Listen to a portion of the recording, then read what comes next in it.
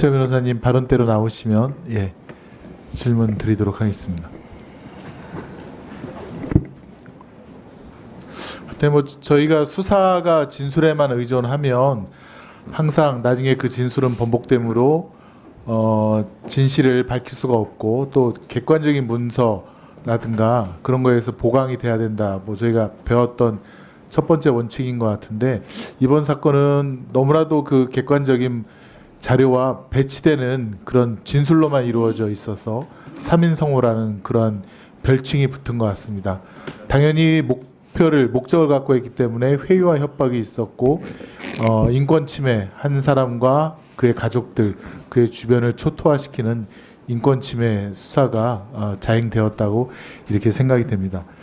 지금 저는 좀 처분 문서, 그 당시 쌍방울 측이 북한 측과 계약을 체결했던 처분 문서 위주로 좀 질의를 하고자 합니다. 우선 2019년 1월 17일 그 쌍방울 측과 아태위가 대북 사업 합의서를 작성을 했는데요. 그거 좀 한번 띄워 보시겠습니까? 지금 이게 지금 맨 하단을 보시면 SBW 그룹이라고 되어 있어서 쌍방울 그룹에서 작성한 것인데 조선 아태위랑 나노스가 기본 합의서를 2019년 1월경에 체결을 했고 그 계약금으로 이행보증금 200만 달러와 300만 달러, 500만 달러를 지급하고 사업 개시일에는 1억 달러를 지급하기로 했다. 요 문서에 대해서 혹시 두 변호사님 보신 이 기억이 있나요? 요 문서가 어떻게 작성되었는지 좀 설명을 해주시겠습니까? 이 문서는 그 당시 쌍방울이 그 해외에서 1억 달러를 모집하기 위해서 만들었던 IR 보고서입니다. IR 보고서고요. 예, 그 나노스 주가 그래프 좀 한번 띄워봐 주시겠습니까?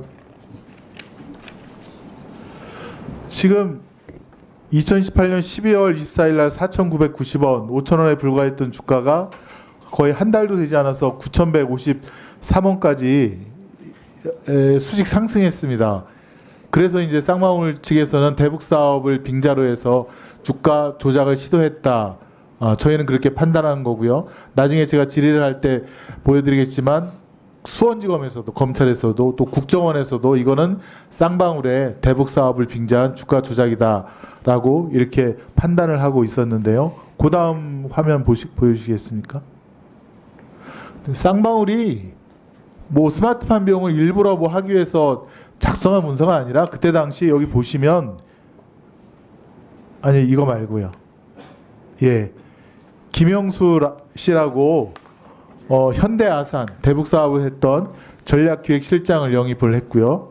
그 다음에 나노스는 김영기 전 통일부 차관 고문을 영입해서 여기 맨 아래 보시면 대북 전문가 영입 소식에 주가가 강세를 형성했다라는 언론 보도까지 다 나오고 있는 것입니다. 다음 아까 두 번째 화면 좀 보여주세요. 네.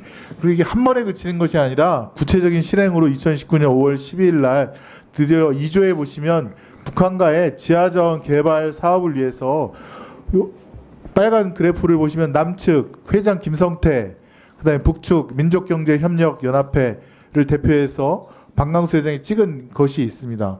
이것이 대북 사업을 위해서 하겠다는 그런 명확한 증거 아니겠습니까? 이거에 대해서 좀 설명을 해주실 수 있습니까? 방금 그 엄영수 실장은 당시 아무런 그 대가가 없었다고 하는데 실제로 히토류 그리고 많은 지하자원 그리고 태양에너지 발전, 철도 사업, 북한에 있는 대부분의 자원을 모두 매각하는 그런 내용의 합의서입니다. 그렇습니다. 좀 빨리빨리 지나가겠습니다. 다음 화면이요. 이 쌍방울 내부 문건인데요. 2019년 7월 1일 여기에 드디어 이게 쌍방울 내부에서 2019년 7월에 최우선적으로 회장님이면 김성태 씨를 말하는데요. 방북 추진을 해야 된다.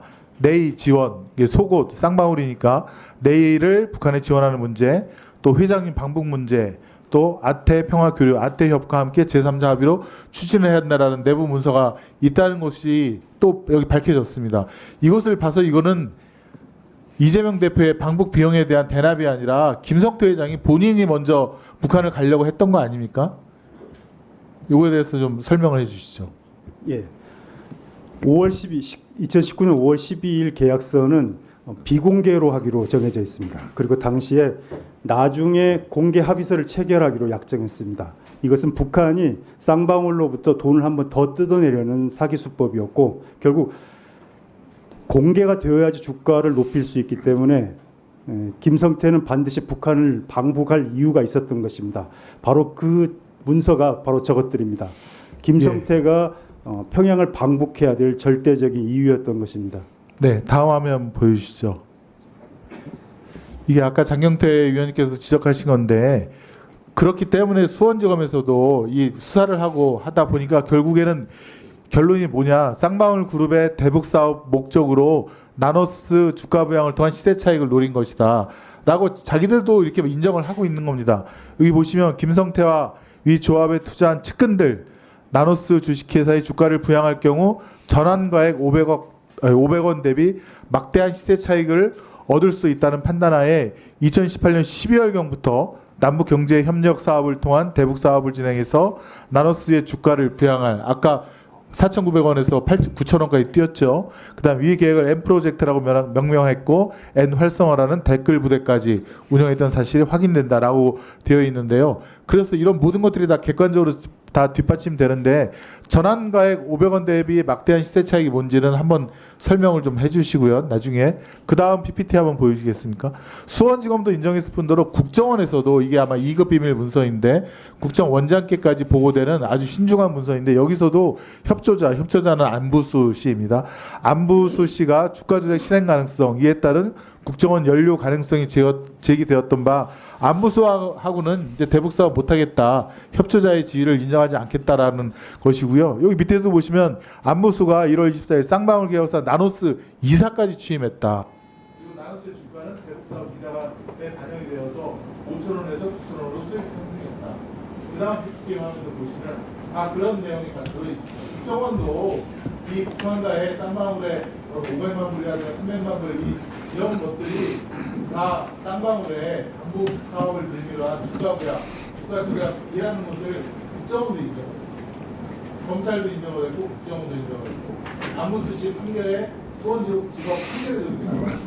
근데 이게 왜 갑자기 이렇게 돌변을 한 겁니까? 3인 송화 아닙니까? 그래서 사람들의 진술을 김성호 씨에게, 김성태 씨에게 봐줄 걸, 그러니까 평양거래를 통해서 진술을 바꾸게 하고 그런 거 아니겠습니까? 아까 제가 한 가지 들어보고 500원 전환사채를 통해서 막대한 시세 차익을 노린다. 그 부분은 무엇인지 그것만 좀 설명해 주시겠습니까? 평균 주가를 당시 기준으로 보면 대략 5,000원에서 6,000원 정도로 형성되어 있습니다. 만약 전환가액이 500원이면 그 4,500원에서 5,500원 정도의 수익을 얻게 됩니다. 김성태 측의 주장 그리고 검찰의 주장은 당시 매각하지 않았기 때문에 그 주가 조작이 아니다라고 주장하지만 현실적으로 주식을 담보로 해서 대출을 받았습니다. 그리고 대출 받은 이후에 주가가 하락하면 그 대출권자는 그 주식을 매도합니다. 결국 주식을 매도한 것과 동일한 효과를 가지는 것입니다. 당시 100만 주를 계산을 하면 5,500원 곱하기 100만 주면 무지막지한 돈이죠. 그만큼의 수익을 이미 확보한 것입니다. 네, 정리하시죠. 제가 좀 부연 설명 좀 드리겠습니다. 네, 짧게 해주세요. 원래 100원이에요. 그 전환가액이 두 번 있었고요. 처음에는 100원이었습니다. 500원은 이 100원이 하다 너무하다 해가지고 조정한 가액이 470원 그럴 겁니다. 그 처음엔 100원이었고요. 그 다음에 하나 말씀드리고 싶은 거는 나노스라는 회사는 대주주 비율이 거의 90%가 넘어가는 그냥 소액주주가 없는 회사입니다. 소액주주가 없는 회사이기 때문에 쌍방울 입장에서는 주가 조작하기가 상당히 수월한 회사일 수가 있습니다. 그 주가 조작의 방법은 소액주주가 많다라고 하면 다른 방법이 사용되긴 했겠지만 대주주 비율이 많은 회사였기 때문에 전환사채 발행 그리고 전환사채에 의한 담보권 실행으로 행동하지 않았나라는 생각이 들고요. 그 아까 그 자료 나온 것 중에 IR 자료에 대해서는 검찰에서의 조사와 진술은 어떤 식으로 이루어졌었냐면 김태균이라는 헤지펀드 매니저라는 분이 나와서 네, 짧게 정리해 주시죠. 질문 대상도 아닌데 네. 그냥 나와서 네, 저 질문 대상이었습니다. 네, 이것저것 두분만 불러서 부분만 예. 짧게 정리해 주세요. 예, 김태균이 작성을 했고 김태균이 작성했다라는 게 주요 사실로 인정이 돼서 유죄가 입증됐는데 방금 엄영수 그 비서실장 같은 경우는 본인이 작성했다라고 진술을 해서 이 부분이 좀 모순이 있다라는 점도 말씀드리겠습니다. 네, 수고하셨습니다.